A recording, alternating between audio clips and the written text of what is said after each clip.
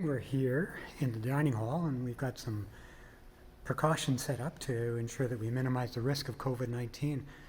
Students have been back on campus for a little over a week. Classes have been in for a few days. So why don't you give us a bit of an update and tell us how it's going?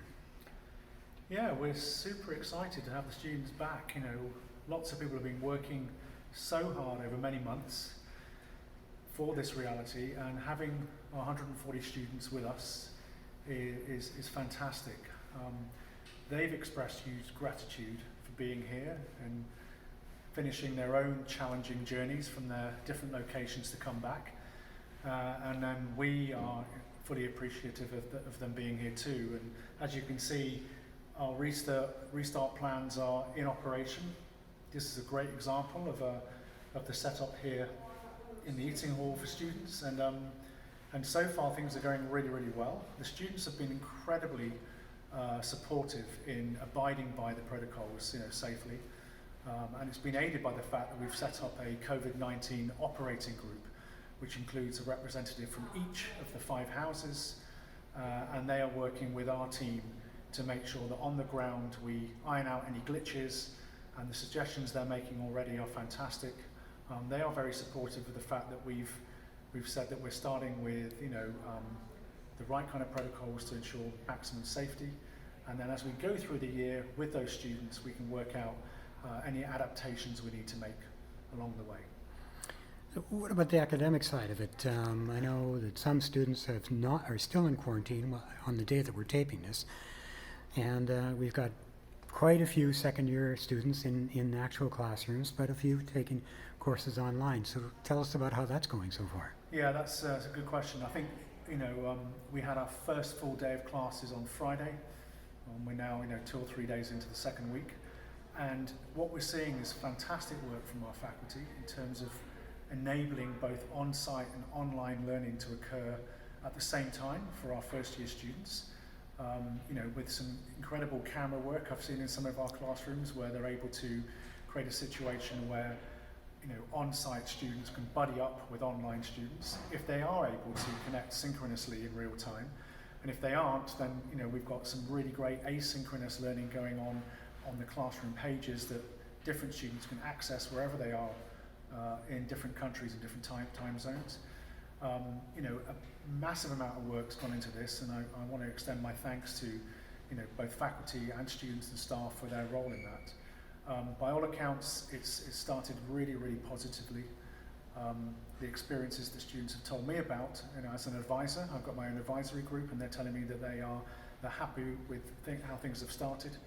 And I can fully appreciate as an advisor the challenges we have. I have a student who's in the Indian time zone as well as the Middle East and Europe and Africa, and trying to keep everyone together and supported and having a similar experience is challenging, but it's one that we're rising to.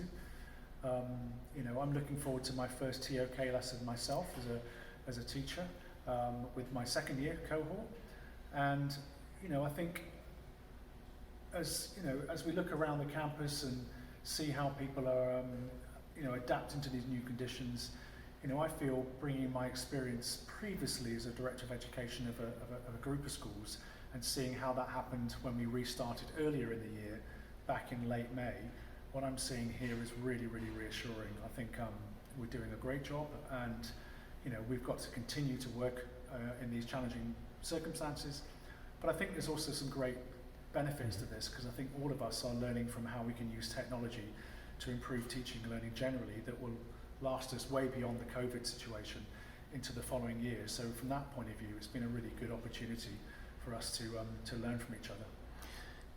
Now we know the campus at Pearson is a bit of a bubble, and we're concerned about minimizing the risk both to our own student body and also to the community, our neighbors.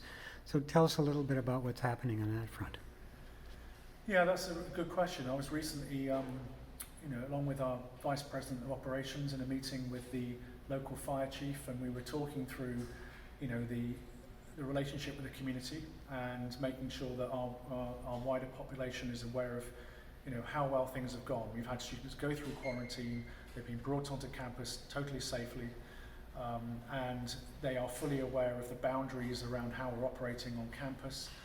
about where they can go and where they can't go, the fact that we're asking students to wear masks, as they move out of their houses, residential houses, into lessons, they're also wearing masks, and then working out in terms of the trail mapping where the boundaries are. And I think that's again been well received, well understood. We've got very good support from the local community because they've been fully informed along the way. They know that our students pose very little risk in terms of cross-contact situations. I think we're able to continue at Pearson to offer our campus as part of the community, but do that in a way which is safely and making students aware of exactly where those boundaries lie. So from that perspective, I think it's been very positive. I think in terms of our own connection to community members, ex-faculty members who I've been on calls with as well, who live in the area, they're letting me know that the feelings of the community are very, very positive. So I think we've done a good job there.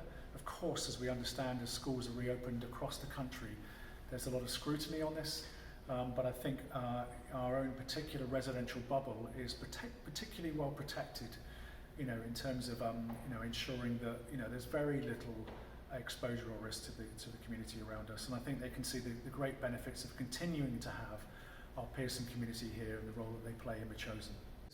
It's been fantastic to have had our first village gathering on campus, where we're able to connect with both students on site and online, and all of our staff who are online, as well as our faculty who are on site and our residents. During that village gathering, we express significant gratitude for those of us who are able to be on campus, acknowledging the fact that we share this land with the Siannou First Nation and our Beecher Bay colleagues, who have been incredibly generous in accommodating us, and the fact that we've been able to also acknowledge the fact that we have our first student from the local Beecher Bay First Nation community and full-time staff member.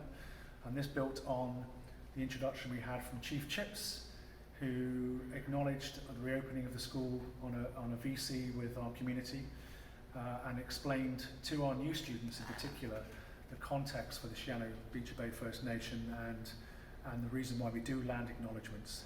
And that's actually part of our ongoing work in reconciliation this year, which is a real focal point for the Pearson College community as we move forward and seek to make those ties much closer to the Siannou Beecher Bay First Nation.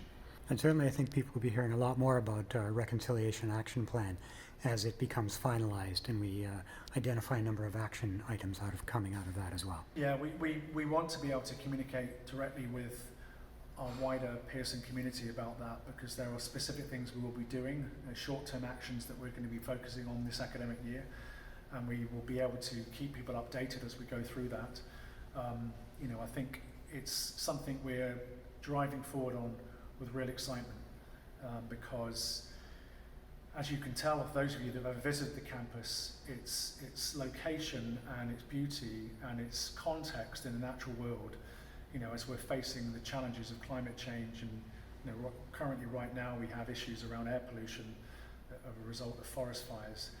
We know that drawing on the expertise of 9,000 years of Coast Salish expertise in stewarding this land is also part of what the Pearson values proposition is, and why people have such an amazing experience here, because that's part of the experiential education we offer in addition to the IB. And drawing on the Siannou expertise here in that is actually critical in that educational provision. Okay, thanks, Craig. That's a good update after a few days of classes. We'll be back to ask you a few more questions as the weeks go by. Thanks.